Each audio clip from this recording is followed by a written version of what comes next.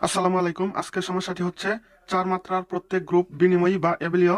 সমাধান: যেহেতু চার মাত্রার গ্রুপ, তাহলে ধরি জি এর চারটি উপাদান G equal to E, A, B, C, যেখানে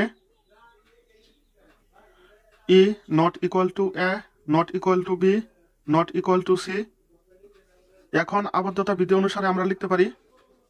এখন আবদ্ধতা বিধি হচ্ছে, যদি এ বি বিলংস টু জি হয়, তবে আবদ্ধতা বিধি হবে এ বি বিলংস টু জি। এখানে ই হচ্ছে অবেদক উপাদান, যার মান আমরা ধরবো 1। তাহলে G equal to E A B C হতে আমরা লিখতে পারি A B, B A, comma B C, comma C B, comma A C, comma C A belongs to G. কারণ আমরা প্রমাণ করব চার মাত্রার প্রত্যেক গ্রুপ বিনিময়ী বা এবলীয়। এখন বিনিময়ী বা এবলীয় গ্রুপ হচ্ছে এ বি ইকুয়াল টু হবে বি এ। যেহেতু ই ইকুয়াল টু 1, কাজে আমরা যদি এ বি এর সাথে ই অর্থাৎ এ বি ইন্টু 1 গুণ করি, তাহলে হবে এ বি। আবার বি এর সাথে ই গুণ করলে হবে বি এ। এভাবে ই এর সাথে সি এ গুণ করলে হবে C A belongs to G.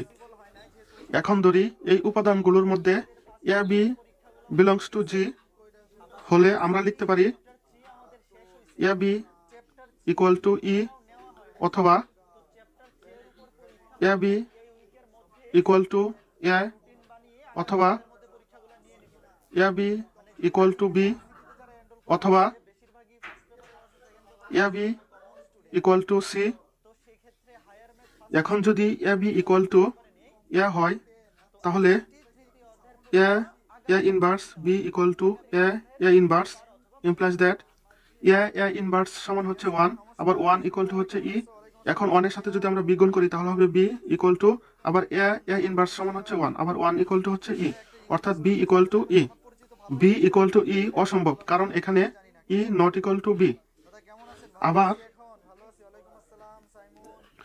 A B equal to B, বা A B inverse equal to B B inverse, বা A B into B inverse সমান হচ্ছে 1। 1 এর সাথে এ গুণ করলে হবে এ ইকুয়াল টু আবার বি বি ইনভার্স সমান হচ্ছে 1, আবার 1 ইকুয়াল টু হচ্ছে ই, আবার এ ইকুয়াল টু ই, যা অসম্ভব কারণ এখানে এ নট ইকুয়াল টু ই।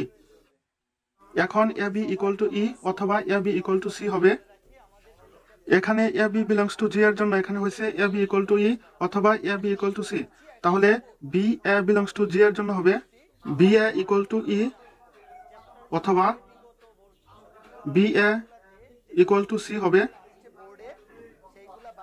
এই সমীকরণকে 1 নং এবং এই সমীকরণকে আমরা 2 নং দ্বারা চিহ্নিত করি।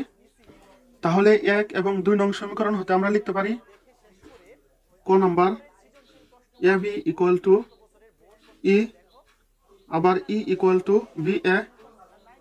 খ number A B equal to E, comma আবার B A equal to C.